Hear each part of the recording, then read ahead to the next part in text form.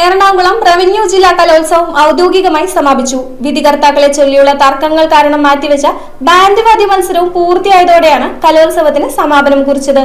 വാശിയേറിയ ബാൻഡ് വാദ്യ മത്സരത്തിൽ saint Teresa's CGHSS ചാമ്പ്യന്മാരായി.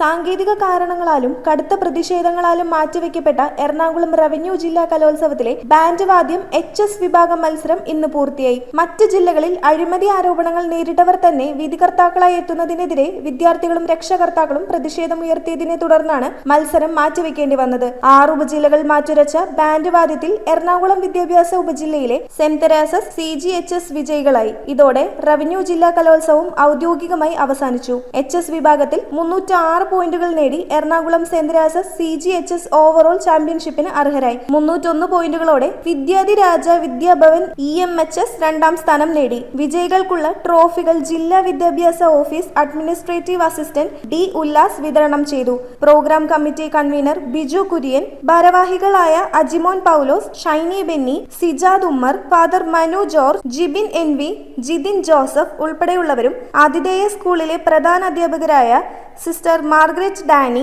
Joseph Sen, Bilfi Sebastian, sister Maneesha Michael, Kamaruddin PA, Mary Sheeja George എന്നിവർ ചടങ്ങിൽ പങ്കെടുത്തു.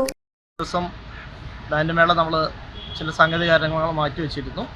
ജഡ്ജസിൻ്റെ ചില പ്രശ്നങ്ങളായിരുന്നു ചില ടീമുകൾ ഉന്നയിച്ചത്.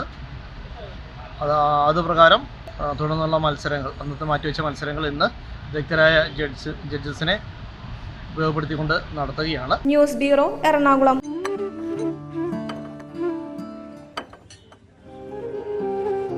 കഴിക്കും.